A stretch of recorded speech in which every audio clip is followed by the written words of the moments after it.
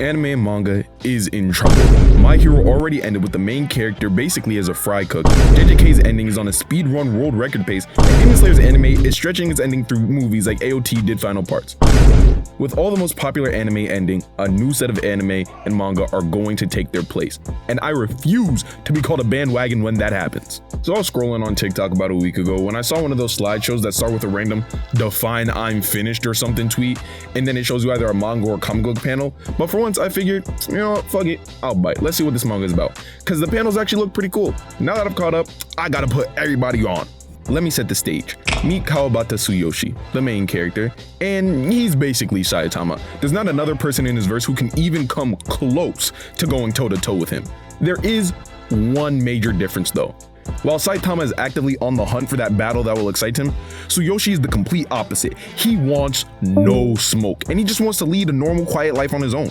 That becomes pretty difficult for him when random martial artists, sometimes funded by the government, show up to fight him at random times. Through these fights, we get to meet our side characters who honestly be stealing the show from this point on, because just like in One Punch Man, there's only so much that you can do when you have a main character that's overpowered.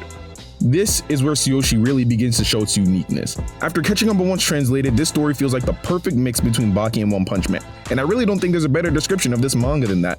If you like those two anime, you will like this manga. There are definitely points where you can see them pulling some of that Baki bullshit logic on how their martial arts work, making vague references to human practices as explanations for why a nigga is bulletproof, but honestly, it's just really funny. Not just the side characters and the logic though, the main character would also be having me crying sometimes, because he'd be the only reasonable person in a lot of these situations. Like, don't get me wrong, he'll definitely switch up on you on the drop of the hat, but there will literally be times where niggas are acting like the world rests on the back of his martial arts, and he's like, nigga, I work at 7-Eleven. The best part is, even after him not wanting any smoke and trying to be a nice guy, he's still cold as hell. Like, yeah, he doesn't want to fight you, but he'll never duck a fade if somebody pressed him about it. And when he shows up mad, niggas know they in the presence of a real nigga at that moment. Now, when I was reading this, the first thing that I noticed was the art style. The drawings, hilarious. And they do a really good job with that over-exaggeration, so you really know, yo, this part of the manga right here, this shit is ridiculous, right? Now, a lot of the times reading it, and it even feels like it's making fun of itself, because they're like, what? How did a nigga even just do that? It doesn't make any sense what happens sometimes, right? And I really love that self-awareness that this manga seems to show in those scenes.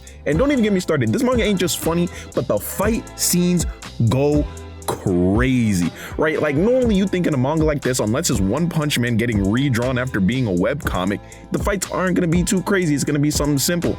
But no, the fights, they got nice choreography, they got new moves coming out every fight, like it's just enjoyable to read. And that's one of my favorite things, that not only is it funny, but when I'm reading the fights, I'm consistently getting hype. Now look, I'm gonna try and keep this next part short where I talk about my opinions on the story, because I don't want to spoil too much.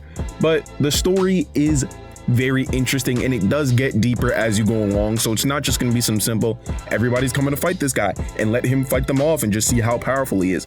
No, they really do introduce a couple other plot lines, and they get into like the government somehow having martial arts agencies that they're now trying to abuse him for some source of power. But I'm not trying to spoil too much. It's not some light and Lelouch shit where every single move that they do has to be choreographed and done exactly right, otherwise someone's gonna figure out the master plan and have everything ruined for them. But it's entertaining, and it's enough so that even if you're a person who enjoys having a plotline and not just a pure battle shonen, you're gonna love it. Like, the main character is literally getting thrust into situations where the governments of different countries are trying to control him, and he's crashing out and beating them up by pure hands. Full countries we're talking about, like not some small shit either, we're talking about big niggas.